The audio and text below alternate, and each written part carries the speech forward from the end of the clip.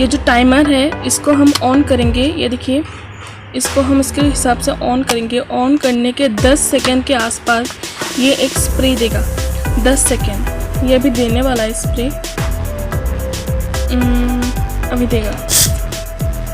इसका स्मेल भी बहुत अच्छा है। ये 10 सेकेंड्स के अंदर एक स्प्रे देता है और उसके बाद हम जो इसका टाइमर सेट करते हैं उसके हिसाब से मैंने 10 मिनट का टाइमर सेट किया है, तो ये 10 मिनट के बाद एक एक स्प्रे देगा। यहाँ पे टाइमर के हिसाब से ही चलता है।